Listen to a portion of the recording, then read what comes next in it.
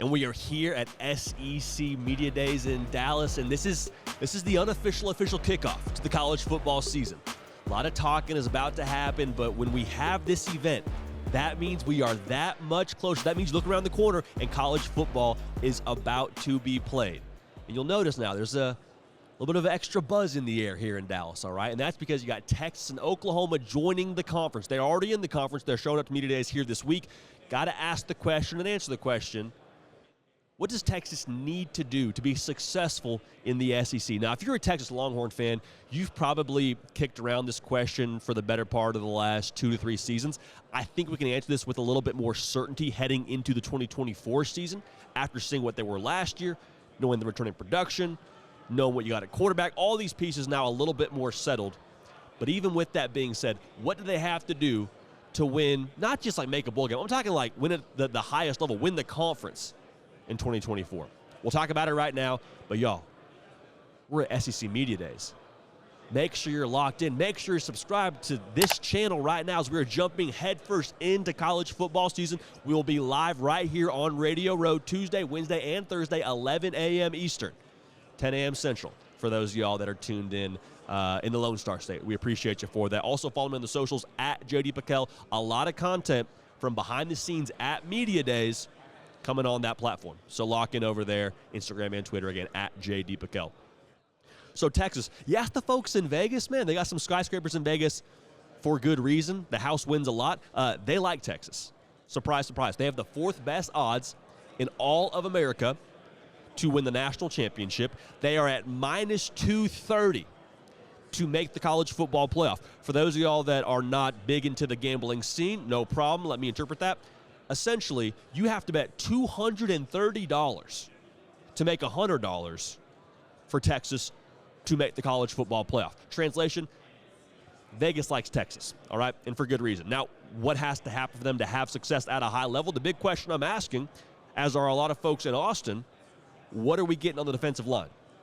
Because of moving to the SEC, you feel pretty good about the offense. We'll talk more about that in a second, but, like, it's no secret. It's a grown man's league. That's what you've been hearing for the better part of the last however many years since you found out you were joining the conference. Does Texas have the big boys up front to make something shake in the line of scrimmage conference that is the SEC? Now, here's the bad news. You lost not 1 but 2 All-Americans up front. Last year, that was Texas' calling card. They had 2 draft picks in Tavondre Sweat and Byron Murphy plug in the middle, and they were one of the best teams in the country in terms of yards per carry allowed. They were top 5, allowing right around 2.9 yards a carry. So it's frustrating. Those guys are gone the year before you move to the SEC, and it is what it is. But the good news is, if you're a Texas fan, yeah, you lose some critical pieces up front. However, I think there is a high degree of confidence, not just in who they are replacing those individuals with, but even more so who's behind the defensive line. Andrew Makuba, I think, was one of the sneakiest big-time gets from Clemson, playing safety now for Texas via the portal. They got Anthony Hill. They feel really excited about him, what he's going to bring rushing the passer, and how he's going to take another step here in Texas' defense. So they feel good about the defense overall, but point remains. If you stop the run in the SEC, price of admission, all right? Price of admission. I think that's Texas' identity now. I think they'll be just fine on that front. But, again, it's a question we got to answer, something we got to see. Here's my big question, too, when it comes to Texas in 2024.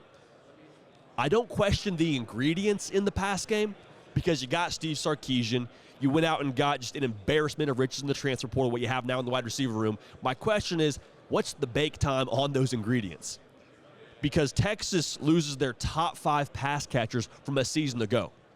Most notably, Xavier Worthy, Adonai Mitchell, Jordan Whittington, Jatavian Sanders. Now I'm just naming all the guys. But you bring in Isaiah Bond, who is a proven commodity in the SEC coming over from Alabama. Silas Bolden, Swiss Army knife, lightning in a bottle. I think he's going to do big things coming over from Oregon State. Matthew Golden had a pretty good game against Texas when he was at Houston. Keep an eye on him. Amari Niblack, another Bama transfer playing tight end. All big-time names, all I think big-time talents. The only issue is they're all new. They're all new. And so my comp for this is like an IKEA chair. There's a lot of pieces to make this work here. And for those of y'all that have sat down whenever you get a new chair from IKEA or wherever you buy your living room furniture from, you sit down and you're like, this shouldn't take too long, right? Like, I got the pieces. I got the instruction manual. I know how it's supposed to look. You're like, this will take 2 hours, max. You sit down, 2 hours turns to 3. 3 hours turns to a day. A day turns to a week. And before you know it, it's been about 3 weeks, almost a month, and that chair still isn't coming together. So just because you have the ingredients doesn't guarantee that you're going to be able to make it all mesh.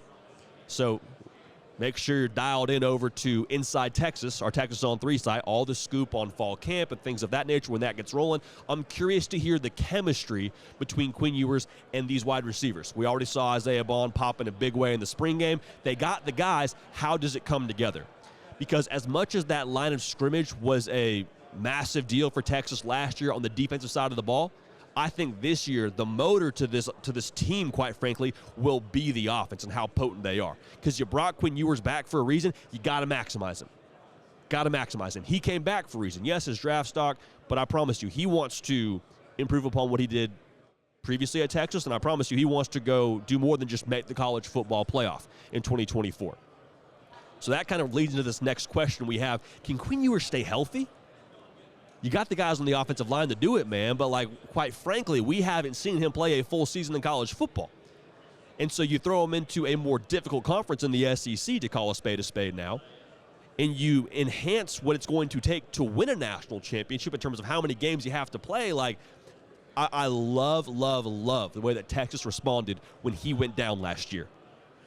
Old Texas probably would have tucked tail and say, that's too bad. Woe is me. Feel sorry for ourselves. You would have seen that from Old Texas. That wasn't Texas last year. The culture was phenomenal. They responded in a massive way. However, if you find yourself in that situation this season, you go from playing teams like Kansas State to playing teams like Georgia.